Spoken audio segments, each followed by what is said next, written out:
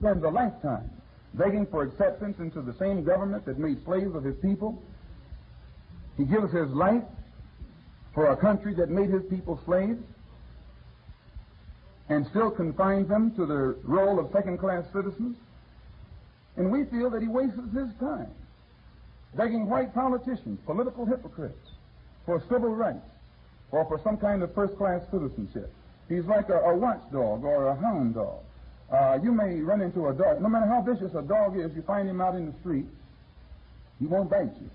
But when you get him up on the porch, he will growl. He'll take your leg. Now that dog, when he's out in the street, only his own life is threatened. And he's never been trained to protect himself. He's only been trained by his master to think in terms of what's good for his master. So when you catch him in the street and you threaten him, he'll go around you.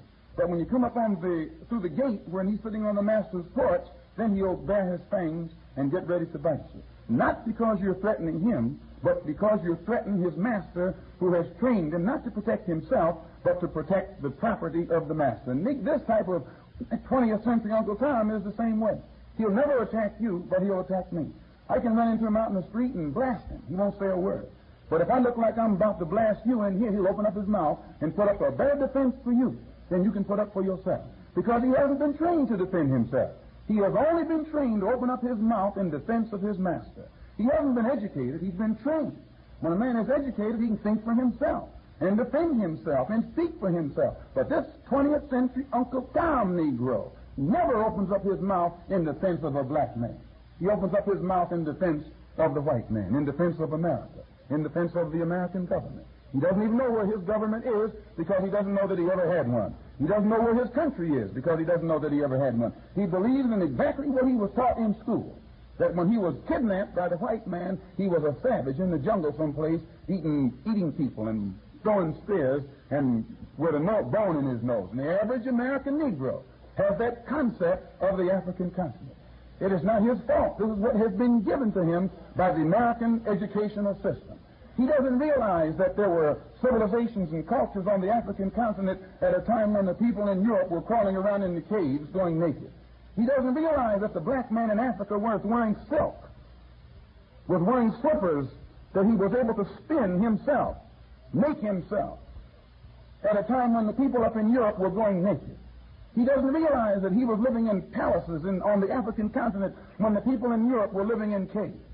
He doesn't realize that he was living in a civilization in Africa where science had been so far advanced, especially even the astronomical sciences, to a point where Africans could plot the course of the stars in the universe when the people up in Europe still thought the earth was round, the planet was round or flat. He doesn't realize the advancement and the high state of his own culture that he was living in before he was kidnapped and brought to this country by the white man. He knows nothing about that. He knows nothing about the ancient Egyptian civilization on the African continent, or the ancient Carthaginian civilization on the African continent, or the ancient civilizations of Mali on the African continent, civilizations that were highly developed and produced scientists.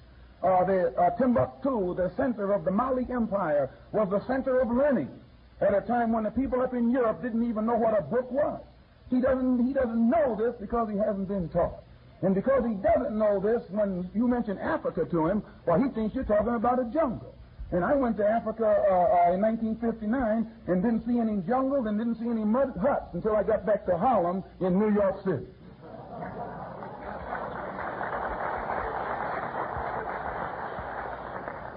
So you're familiar with that type of Negro. And the black man that you're not familiar with is the one that we would like to point out now. He's the new type. He's the type that seldom the white man ever comes in contact with. And when you do come in contact with him, you're shocked because you didn't know that this type of black man existed. And immediately you think, well, here's one of those black supremacists or racists or extremists who believe in violence and all that old kind of, well, that's what they call it. This new type of black man, he doesn't want integration. He wants separation. Not segregation, separation. To him, segregation, as we're taught by the Honorable Elijah Muhammad, means that which is forced upon inferiors by superiors. A segregated community is a Negro community. But the white community, though it's all white, it's never called a segregated community. It's a separate community. In the white community, the white man controls the economy, his own politics, his own everything. That's his community.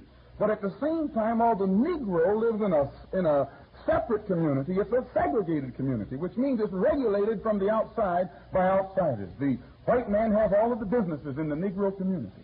He runs the politics of the Negro community. He controls all the civic organizations in the Negro community. This is a segregated community. We don't go for segregation. We go for separation. Separation is when you have your own. You control your own economy. You control your own politics. You control your own society. You control your own everything. You have yours and you control yours. We have ours and we control ours. They don't call Chinatown in New York City or on the West Coast a segregated community. Yet it's all Chinese. But the Chinese control it. Chinese voluntarily live there. They control it. They run it. They have their own schools. They control their own politics, control their own industry. And they don't feel like they're being made inferior because they have to live to themselves. They choose to live to themselves. They live there voluntarily. And they are doing for themselves in their community the same thing you do for yourself in your community. This makes them equal because they have what you have. But if they didn't have what you have, then they'd be controlled from your side, even though they would be on their side. They'd be controlled from your side by you. So when we who follow the Honorable Elijah Muhammad say that we're for separation, it should be emphasized. We're not for segregation. We're for separation. We want the same for ourselves as you have for yourself. And when we get it, then it's possible to think more intelligently in terms that are along peaceful lines. But a man who doesn't have what is his, he can never think always in terms that are along peaceful lines. This new type rejects the white man's Christian religion. He recognizes the real enemy. That Uncle Tom can't see his enemy. He thinks his friend is his enemy and his enemy is his friend. And he usually ends up loving his enemy, turning his other cheek to his enemy. But this new type, he doesn't turn the other cheek to anybody. He doesn't believe in any kind of peaceful suffering. He believes in obeying the law. He believes in respecting people. He believes in doing unto others as he would have done unto himself. But at the same time, if anybody attacks him, he believes in retaliating if it costs him his life. And it is good for white people to know this. Because if white people get the impression that Negroes all endorse this old turn the other cheek, cowardly philosophy of Dr. Martin Luther King, then whites are going to make the mistake of putting their hands on some black man thinking that he's going to turn the other cheek and he'll end up losing his hand and losing his life in the trial. So it is always better to let someone know where you stand. And there are a large number of black people in this country who don't endorse anything of what Dr. Martin Luther King and these other 20th century religious Uncle Toms are putting in front of the public eye to make it look like this is the way, this is the behavior, or this is the thought pattern of most of our people. Also, this new type, you'll find, he doesn't look upon it as being any honor to be in America. He knows he didn't come here on the Mayflower. He knows he was brought here in a slave ship. But this 20th century Uncle Tom, he'll stand up in your face and tell you about when his fathers landed on Plymouth Rock. His father never landed on Plymouth Rock. The rock was dropped on him, but it wasn't dropped on him.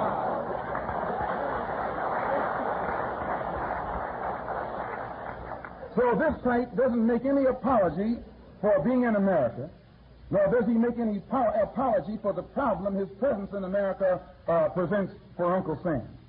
He knows he was brought here in chains, and he knows he was brought here against his will. He knows that the problem itself was created by the white man, and that it was created because the white man brought us here in chains against our will. It was a crime. And the one who committed that crime is the criminal today who should pay for the crime that was committed. You don't put the crime in jail. You put the criminal in jail. And kidnapping is a crime. Slavery is a crime. Lynching is a crime. And the presence of 20 million black people in America against their will is a living witness or living testimony of the crime that Uncle Sam committed. Your forefathers committed when our people were brought here in chains. And the reason the problem can't be solved today is you try and dress it up and doctor it up and make it look like a favor was done to the black man by having brought the black man here. But when you realize that it was a crime that was committed, then you approach the solution to that problem in a different light, and then you can probably solve it. And as long as you think Negroes are running around here of the opinion that you're doing them a favor, by letting them have some of this and letting them have some of that. Why, naturally, every time you give a little bit more justice or freedom to the black man, you stick out your chest and say, see, we're solving the problem. You're not doing the black man any favor. If you stick a knife in my back, if you pull it in 9 inches and pull it out 6 inches, you haven't done me any favor. If you pull it all the way out, you haven't done me any favor. And this is what you have to realize. If you put a man in jail against his will, illegally, he's not guilty, you frame him up. And then because he resents what you've done to him, you put him in solitary confinement to break his spirit. After his spirit is broken, you let him out a little bit and give him the general run of the prison. You haven't done him any favor. If you let him out of prison completely, you haven't done him any favor because you put him in there unjustly and illegally in the first place. Now, you have 20 million black people in this country who were brought here and put in a political, economic, and mental prison. This was done by Uncle Sam. And today you don't realize what a crime your forefathers had committed. And you think that when you open the door a few cracks and give this little integration, an intoxicated Negro, a chance to run around in the prison yard, that's all he's doing, that you're doing him a favor. That as long as he has to look up to someone who doesn't represent him and who doesn't speak for him, that person only represents the warden. It doesn't represent some kind of president or mayor or governor or senator or congressman or anything else. So this new type, the fact has to be faced that he exists, especially since he's in the house. And he didn't come here against his will. So you have to take the blame for his being here. And once you take the blame, then it's more easier for you to approach the problem more sensibly and try and get a solution. And the solution can never be based upon hypocrisy. The Honorable Elijah Muhammad says that this solution has to be based upon reality. Tokenism is hypocrisy. One little student in the University of Mississippi, that's hypocrisy. A handful of students in Little Rock, Arkansas, is hypocrisy. A couple students going to school in Georgia is hypocrisy. Integration in America is hypocrisy in the rawest form, and the whole world can see it. All this little tokenism that is dangled in front of the Negro, and then he's told, see what we're doing for you, Tom. Why, the whole world can see that this is nothing but hypocrisy, and all you do is make your image worse. You don't make it better. So again, this new type, as I say, he rejects the white man's Christian religion. You find in large numbers they're turning toward the religion of Islam. They're becoming Muslims, believing in one God whose proper name is Allah, and Muhammad as his apostle, and turning toward Mecca, praying 5 times a day, fasting during Ramadan, and all of the other principles that are laid out by the religion of Islam. He's becoming a Muslim, and just as I think it was Dr. Billy Graham who made a crusade through Africa and came back and said that Islam is sweeping through Africa, outnumbering Christianity in converts 11-1, which means every time one African becomes a Christian, 11 of them become a Muslim. And then that one who became a Christian, he forgets it and is going on to be a Muslim too. And Bishop Pike pointed out the same thing in Look magazine in December 1960, and then Time magazine. Heaven forbid that I should mention that magazine, but Time magazine... Time magazine mentioned in 2 weeks ago that Islam is sweeping throughout Africa. And just as it is sweeping throughout the black people of Africa, it's sweeping throughout the black people right here in America. Only the one who's teaching it here in America is the Honorable Elijah Muhammad. He is the religious leader, the religious teacher. He is the one that is spreading the religion of Islam among the slaves, ex-slaves, here in America. You have Muslims who have come to this country from the Muslim world. There are probably 200,000 Muslims in this country from the Muslim world who were born in the Muslim world. And all of them combined have never been able to convert 100 Americans to the religion of Islam.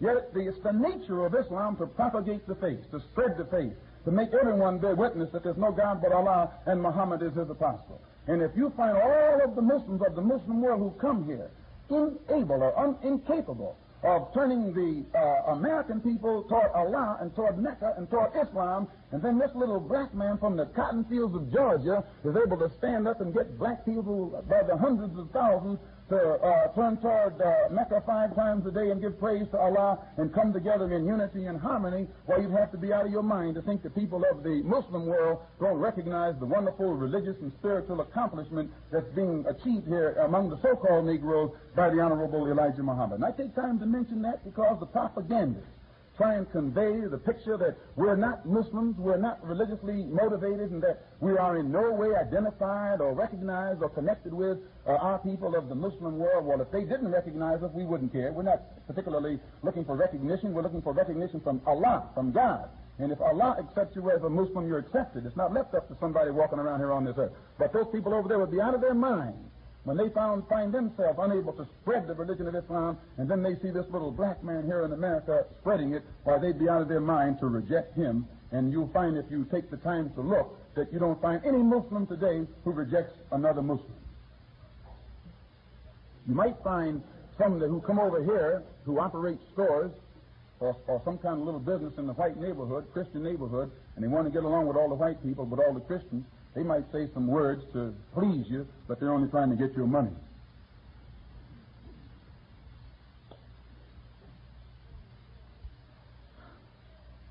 So the followers of the Honorable Elijah Muhammad look to him and what he teaches, his program and his message, as our only solution. And they see separation as our only salvation.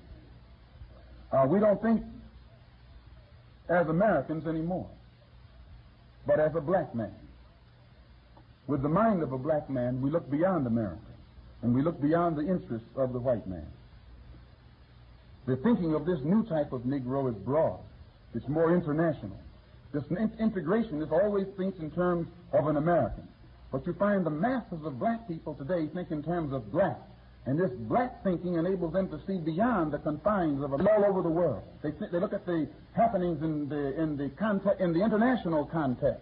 By this little integrationist Negro thinking locally, by his thinking and desires being confined to America, he's limited. He's the underdog. He's the minority. But the masses of black people who have been exposed to the teachings of the Honorable Elijah Muhammad, their thinking is more international.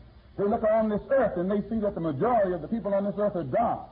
And by seeing that the majority of the people on this earth are dark, they don't regard themselves as a minority in America, but rather they regard themselves as part of that vast, dark majority. So therefore, when you run into that type of black man, he doesn't speak as an underdog. He doesn't speak like you outnumber him, or he doesn't speak like there's any harm that you can do to him. He speaks as one who outnumbers you. He sees that the dark world outnumbers the white world, that the odds have turned today and are in his favor, that are on his side. He sees that the people of this earth are on his side, that time is on his side, that history is on his side, and most important of all, he sees that God is on his side toward getting him some kind of solution that's immediate and that's lasting, and that is in no way connected or concerned or stems from the goodwill or good conscience in any way, shape, soever of the man who committed the crime and created the problem in the first place. I would like to point out quickly and briefly. No, I won't. I think my time is up, isn't it? Just about. Well, Doctor here says my time is up, and I'm telling him his time is short. So,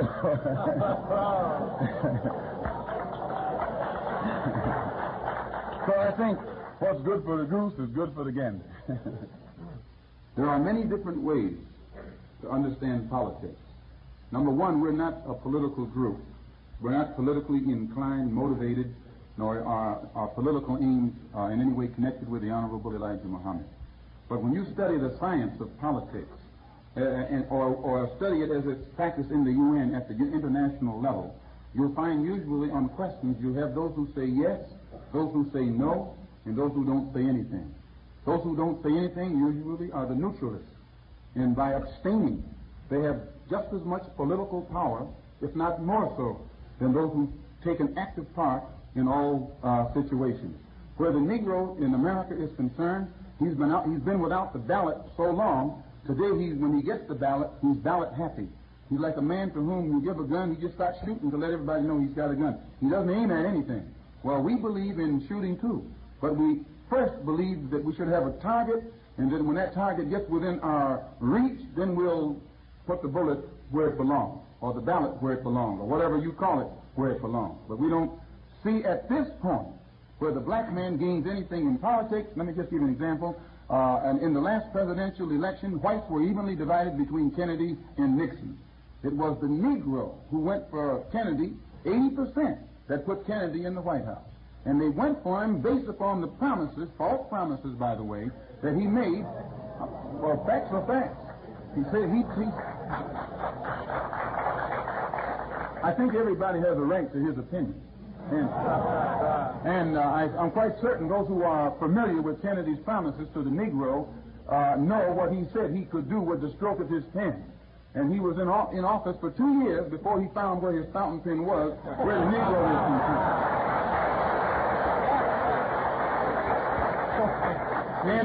And the excuse that he used was that he first had to change the attitude of Southern segregationists. Now, he didn't tell you that when he asked you to vote for him. But once he got in, then he had to tell you what problems he was facing. And he didn't want to take a stand against the Southern segregationists. But he did take a stand against U.S. Steel, which is the strongest corporation on this earth. He threw down the gauntlet. He threw down the gauntlet to Cuba. He has thrown down the gauntlet to anybody he's desired. But when it comes to the Negro, he's always got an alibi that puts him off until a little while later. So this is why we don't believe in any white politicians or anything like that can solve our problem. We'll get together among ourselves with these students who go to these colleges and get equipped and solve the problem for ourselves. I think that you'll find that the Negro leadership across the country classified the ultimate document that he signed as something absolutely worthless insofar as the housing conditions for Negroes. Just another political trick. Whenever you send 15,000 troops and spend $6 or $7 million just to put one Negro in the midst of some yapping wolves, you haven't done that Negro nor the masses of black people any favor, nor have you solved the problem. If it's legal and just and right for Meredith to be at the University of Mississippi, according to Robert Kennedy, the Attorney General, and all of the others, then every other black man in Mississippi has just as much right to be there. So if you're going to spend all that money and all that manpower putting one in there, why not just go in and take the criminals who are responsible for keeping the masses out and taking them down off their posts and then opening the doors to everybody? That would be a solution, but they're not going to do that. They always want to use methods that put one Negro at a time. And then they use him to turn around and tell the masses, you see, we're solving the problem, and the problem is still unsolved. The Honorable Elijah Muhammad says the only way to solve the problems for the so-called Negro is complete separation. And